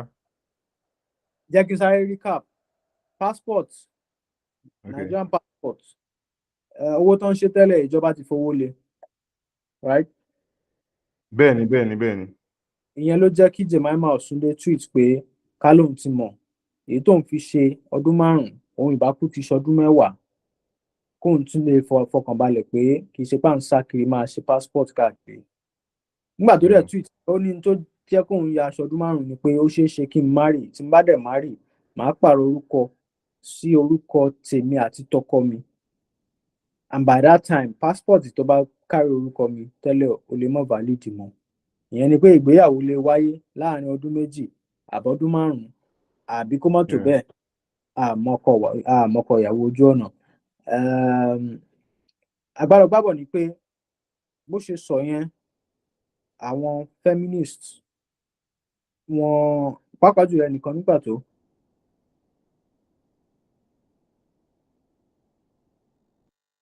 ń ṣẹlẹ̀ láwùjọ tí wọ́n fi ń fa obìnrin sẹ́yìn. Obìnrin ò ní lè gbé ìgbésẹ̀ tó fẹ́ gbé nítorí pé wọ́n ti configure marriage sọpọlọ ẹ̀ láti kékeré pé báyìí ni kò ṣe. Àpẹẹrẹ eléyìí ni pé torí pé o fẹ́ gba orúkọ ọkọ ẹ o ò dẹ̀ ní lè ṣe change of name bọ̀rọ̀bọ̀rọ̀ àti bureaucracy tó wà nínú bíjọba ṣe wà àti bẹ́ẹ̀ bẹ́ẹ̀ ló fa ìdíwọ́ tí ò ṣe passport ọlọ́dún 10 tó yẹ kó ṣe. Téyì dẹ̀ lè ṣe ìpalára fún òun àbí iṣẹ́ tó ń ṣe àbíjọ́ tó bá fẹ́ rìnrìn àjò kíákíá lórí passport ẹ̀. N táwọn obìnrin dẹ̀ ń sọ ni pé kò yẹ kí irú ẹ̀ máa ṣẹlẹ̀, kò yẹ kí àwọn nǹkan kan bíi pé ẹ jẹ́ n phrase ẹ̀ dáadáa, kò yẹ kí èròǹgbà ìgbéyàwó ọjọ́ iwájú tí ò tíì dé kó máa kún obìnrin lọ́kàn débi pé yóò wá máa di iṣẹ́ ẹ̀ lọ́wọ́. Mi ò mọ̀ bóyá o gbọ́ àlàyé tí mo sọ, ibi tí wàhálà ti bẹ̀rẹ̀ yẹn. So ọ̀pọ̀lọpọ̀ àwọn èèyàn mo rò pé wọ́n fi ṣàṣìgbọ́. The tweet, the whole conversation is misunderstood, was flipped over. I even fell for it at one time. What's she trying to say? Of course, even men. And one person tweeted that men don't stall their own processes for reasons of marriage. Men don't. There was a misspelling or misuse of words in that tweet. So it led to a confusion, and I think the poster was implying that men don't plan for marriage. I don't agree with that. A lot of people didn't agree with it. Men at a certain age start to think about, okay, in 2 years' time, I have to get married, I have to make some amount of money, I have to have a stable job, blah, blah, blah, blah, blah. So, ọ̀rọ̀ yẹn ń lọ lọ́wọ́ mo rò pé sáà sì ń fà á. Nǹkan tí mo kàn sáà fàyọ tí mo jẹ́ ká fi ṣàkọọ́lẹ̀ ni pé ọ̀pọ̀lọpọ̀ àwọn ẹ̀ka lóríṣiríṣi ni feminism máa ń tọ́ka sí táwọn èèyàn ò tiẹ̀ mọ̀ tí wọ́n mọ̀ torí ó ń jọ ní ìsìn bíi pé wọn ò fún Jemima ní ààyè láti yan nǹkan tó wù lọ́kàn, choice. Ìyẹn ni pé I like to choose what I like. Now I have discovered a new phrase, choiced feminist. Ìyẹn ni pé you can choose what you want, but nǹkan táwọn feminists ń tẹnumọ́ ni pé o lè choose nǹkan tó jẹ́ pé patriarchy ló tì í mọ́ ẹ lọ́wọ́. It is this system of oppression, this patriarchal system that has built societal norms technically harmful to women or quote unquote harmful to women that you have internalized pé dandan ni kí n marry tí n bá 25, lọ́gbà bẹ́ẹ̀ tí n bá ti 15 mo gbọ́dọ̀ máa múra fún 25. Torí pé ó ti wà lákọọ́lẹ̀ àti bí èèyàn ṣe dàgbà ó ṣeé ṣe kí wọ́n rò pé choice tó ń mú yẹn, the choice you are making is yours. Meanwhile, it is configured, it is internalized. N tí wọ́n ń gbìyànjú láti mo rò pé nǹkan tí mo mú jáde nínú kókó ọ̀rọ̀ yẹn nìyẹn. Mo wá kó fà it is too academic for the the average Nigerian Twitter mind to process, frankly. And that's where you look at Twitter as very, not classist, but very different. If this conversation gets to Facebook, it's a whole different talk.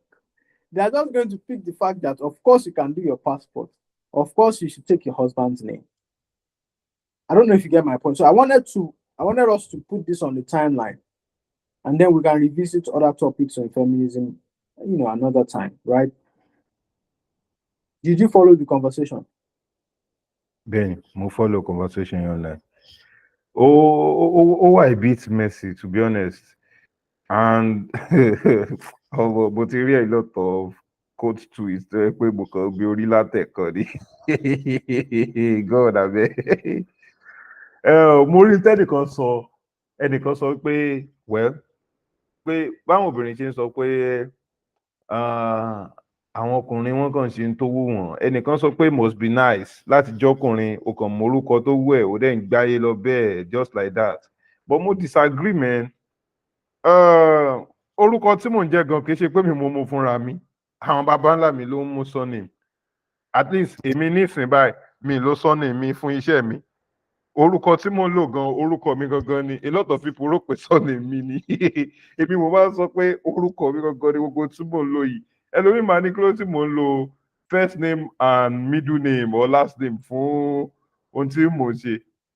Màá ló wù mí ni, pọ̀sí mi mọ̀ pé ohun tí mò ń lò ni, wọn ò ní problem pẹ̀lú ẹ̀. At the end of the day, mo fi pé conversation yìí tá a ṣe máa ń ní lórí name change, ó yẹ ká ti kúrò lórí ẹ̀ tipẹ́.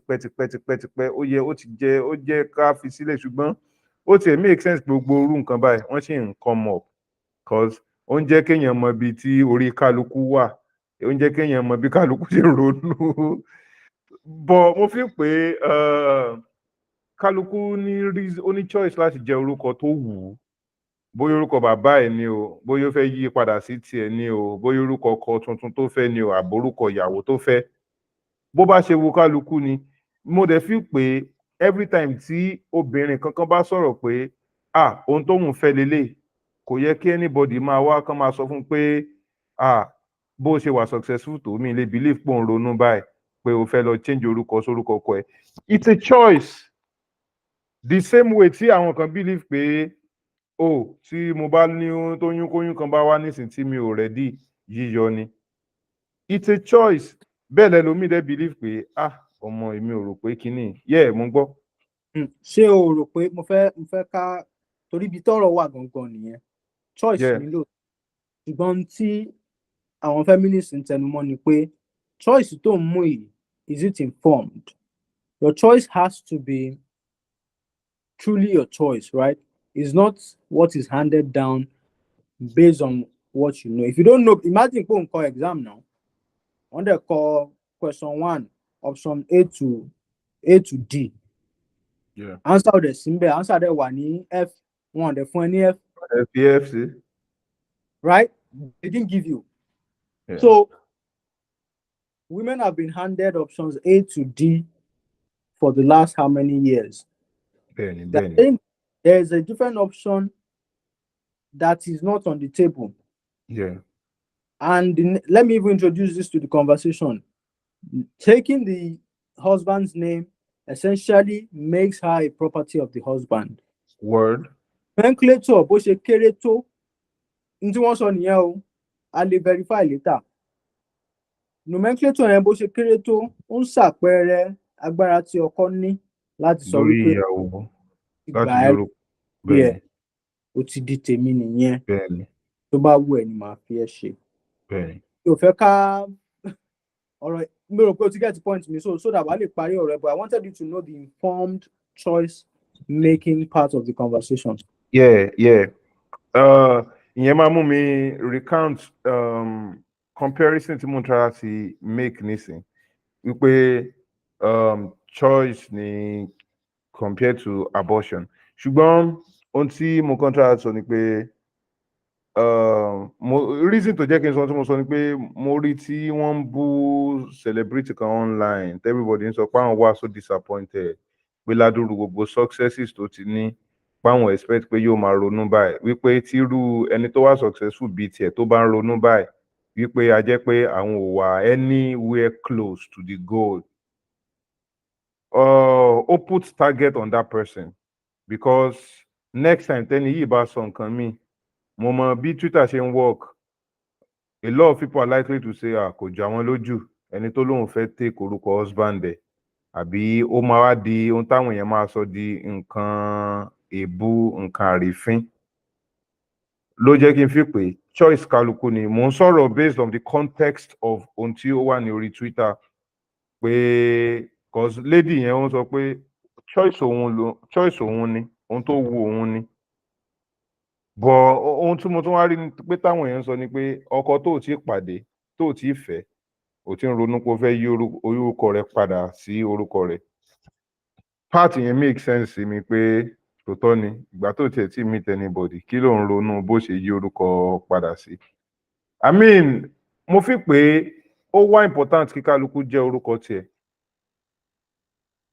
mo fi pé wà very very important very very important individualism ó ṣe kókó gan ní ayé yìí kò sí báyìí fẹ́ rò tó mo rí tí ẹnìkan sọ̀rọ̀ ní ọjọ́ ní Twitter wípé ẹnìkan invite òun àti ọkọ òun sí ìnáwó ṣùgbọ́n ẹni yẹn ò sọ fún òun gangan ọkọ òun ló sọ fún so ọkọ lọ sí event ẹni yẹn wá rí yàwó pé ó wá event mi ọkọ ẹ wá ìyẹn wá ní ó invite me now pé ọkọ mi ló invite yẹn ní ṣe bí nǹkan kan náà lẹ́yìn méjèèjì tóun bá ti invite ọkọ òun ti invite òun ní rárá o I am my own person ọkọ mi person tiẹ̀ ni ó lọ bá ọkọ mi pò ń ṣènáwó ó tiẹ̀ sọ pé kó sọ fún mi gan pé àwa méjèèjì ló fìwé pè ṣùgbọ́n ó ní ọkọ mi ló pè ọkọ mi nìkan náà ni ó ṣó ó pè mí èmi ò lè ṣó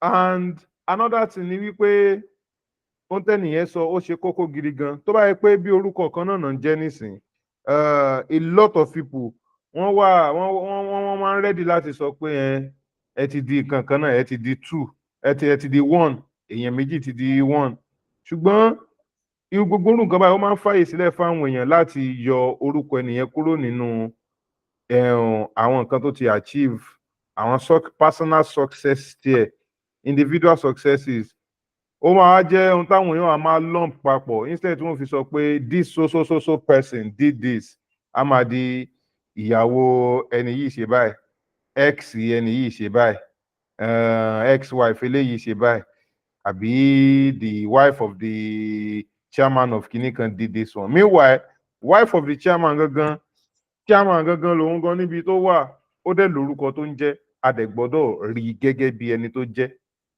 so gbogbo orú nǹkan báyìí ó ṣe kókó and I mean inú mi dùn pé gbogbo orú conversation báyìí ó ń ṣẹlẹ̀ nígbà mi cause mò ń wo gbogbo time tí bí 50 years ago mò ń wo gbogbo orú conversation tí wọ́n máa ní lórí gbogbo orú nǹkan bẹ́ẹ̀ yẹn gbogbo bí ó ṣe máa fa ìkùnsínú nínú relationship tẹ́ pé kò ní jẹ́ kí ọ̀pọ̀lọpọ̀ relationship kan tẹ̀síwájú sígbéyàwó torí pé bóyá nígbà yẹn obìnrin kan wà very very forward thinking and very progressive tẹ́ pé ojú wọn ò yàrí láti ìgbà yẹn. I mean, what a time to be alive. Very interesting time. And it's going to get good or bad. It's going to get worse, better or worse, whatever. Because àwọn ìyàtọ̀ ti dé bá a ṣe ń bára wa ṣe, bá a ṣe ń bára wa sọ̀rọ̀. Ìròrí oníkálukú nípa lọ́kọláya, lákọlábo nǹkan kan. Ó dẹ̀ ń tẹ̀síwájú ni. Àwọn èèyàn fẹ́ bímọ mọ́ bóyá o ti ṣàkíyèsí ẹ̀. Bẹ́ẹ̀ni. Àwọn èèyàn fẹ́ lọ́kọ mọ́, àwọn èèyàn gan ò fẹ́ níyàwó mọ́. Àti bẹ́ẹ̀ lọ. Ó ti wá di pé you need us more than you need you. We need you more than gbogbo mathematics yẹn. Ṣùgbọ́n n tó bá mọ̀ ló máa jòkó lé lórí o. Ẹni tí ò mọ̀, ignorance is bliss. Ẹni tí ò mọ̀, wọ́n wà ní Facebook, wọ́n ń jayé orí wọn. Ọmọ tá à ń fèsì ní Twitter. So ìyẹn jẹ́ bó ṣe jẹ́ jàre. Mo mọ̀ pọ̀ lórí ẹ̀. Ìjọ tọ́rọ̀ bá tún yọ a tún máa yẹ̀wò ṣùgbọ́n very very interesting dynamics that the whole thing is taking. I mean a tún lè sọ̀rọ̀ American election níjọ́ tá yẹ bá yọ. But next episode wa àlejò kan máa darapọ̀ mọ́ wa mo dàbí mo sọ fún ẹ ó máa sọ̀rọ̀ nípa free market. ṣé Free ká market. sọ lórí ibi ni káwọn èèyàn má lọ mú wa ká má lọ fọ̀rọ̀ wa mú wa in case tí kò bá lọ ṣẹlẹ̀ lé ọ̀sẹ̀ tó ń bọ̀. No, ó máa ọ̀sẹ̀ tó ń bọ̀ ni ó máa ṣẹlẹ̀ ẹ bá ti plan ẹ̀. ok Ó máa bẹ́ẹ̀ ni. free market economics, báwo ni Nàìjíríà ṣe lè kúrò nínú gálótà wà yìí? Ìdẹ̀ ń ṣe Tinubu, gálótà ti wà láti. gáà ti wà ní tipẹ́tipẹ́.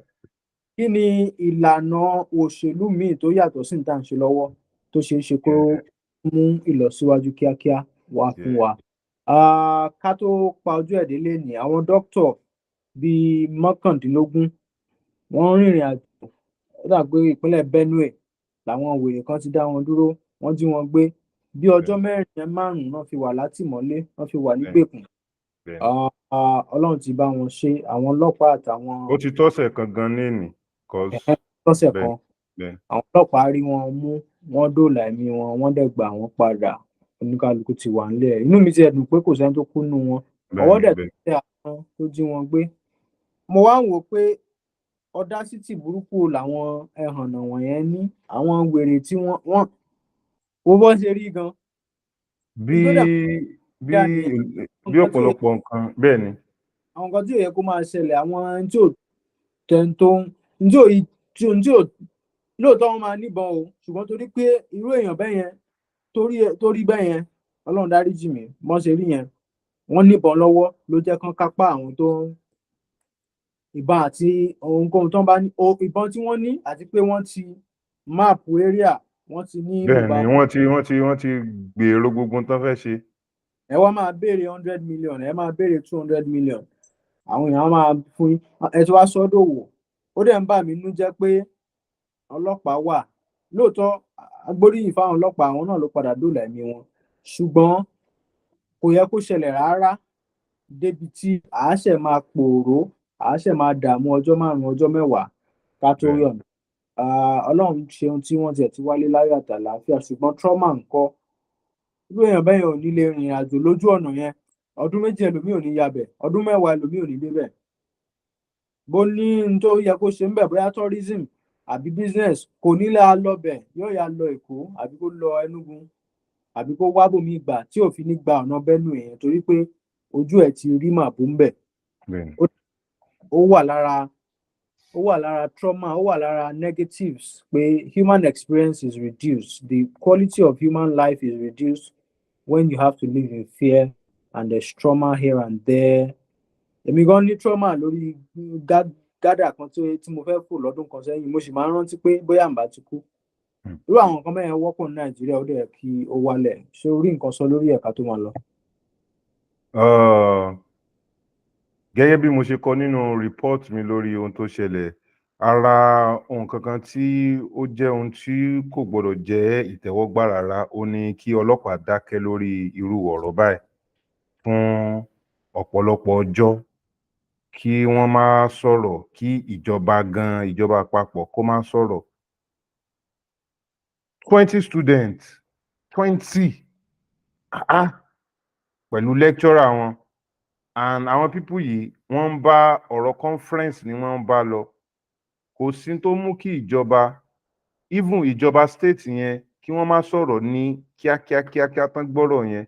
Kì í ṣe kán máa sọ̀rọ̀ lẹ́yìn bí ọjọ́ 3 tó ti ṣẹlẹ̀, ọjọ́ 4 tó ti ṣẹlẹ̀. Kò dẹ̀ ń ṣe kí PRO àwọn ọlọ́pàá kó wá online kó máa wà insensitive sí plight àwọn ọ̀rẹ́ àwọn ẹni tán jí gbé, kó máa sọ fún wọn wípé ẹnìkan béèrè pé this is the 4th day, àgbọ̀n nǹkan lọ́dọ̀ àwọn ọlọ́pàá, kí ló ń ṣẹlẹ̀ gangan? Ìyẹn sọ pé stay there, we will tell you what is happening. You think that's how they do things? Kì í ṣe bí wọ́n ṣe ń báyàn sọ̀rọ̀ nìyẹn, bí pàwọn people yóò ní training lórí. Ó jẹ́ tó máa ń báyàn nínú púpọ̀, because tí ẹ bá tiẹ̀ sọ nǹkan kan, ìgbà tí wọ́n ráyè sọ̀rọ̀, ṣe bí ó fọkàn àwọn èèyàn balẹ̀, bọ̀kàkà tó fi fọkàn àwọn èèyàn balẹ̀, ó tún jẹ́ kí ọ̀rọ̀ fẹ́ lójú. Àwọn èèyàn ń bú ẹ, àwọn èèyàn ń sọ pé ṣé bó ṣe ń sọ̀rọ̀ ni. And kì í ṣe àkọ́kọ́ táwọn èèyàn sọ ni, kì í ṣe kejì, kì í ṣe kẹta, kì í ṣe kẹrin, kì í ṣe karùn-ún, kì í ṣe kẹfà. Ohun tó ti ṣẹlẹ̀ ni. Ṣùgbọ́n àwọn pípù yìí wọn ò fi ṣàríkọ́mọ́, wọn ò fi ṣàríkọ́gbọ́n, wọn ò mójútó gbogbo ohun táwọn èèyàn sọ fún wọn, wọn ò tiẹ̀ wò pé ibo la lè ti get better. So gbogbo irú nǹkan báyìí gan tí wọn bá ní àmójútó, tí wọn ní tí wọn lámójútó, yóò jẹ́ kó le fún aráàlú gan láti fi ìgbàgbọ́ wọn sínú ọlọ́pàá àbí sínú ìjọba alápapọ̀.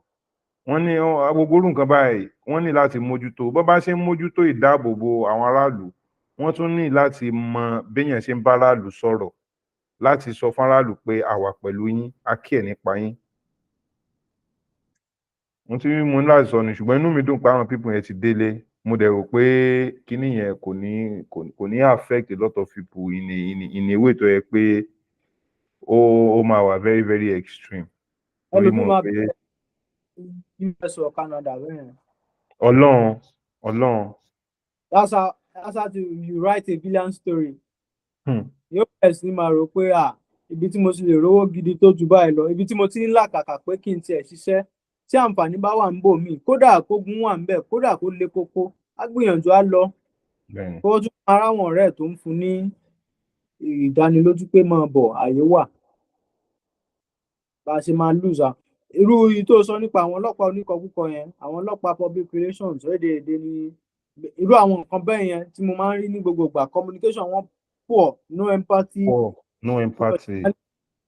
Ká ní ibi tí wọ́n ti fi kán bá tiẹ̀ fi kan dá mi country yìí, torí kò ní pẹ́ tán máa fi yọ mí.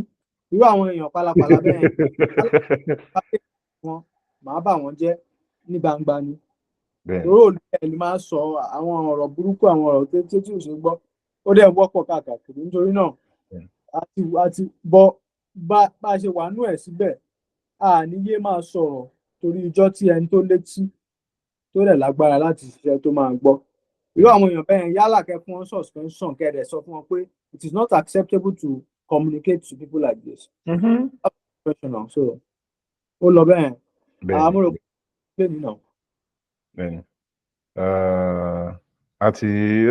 Adàpọ̀ àti dé òpin kíni wálé ni àbí? Òpin sinimá nìyẹn fún ìgbàlódé podcast. Orúkọ tèmi ní Adégbóyèga Adéoyà, ẹnì kejì wa Tọ́mídé Maff. A máa pàdé ńjọ́ mi. Yes sir. Ẹ ṣé gan-an yẹn wa. Love.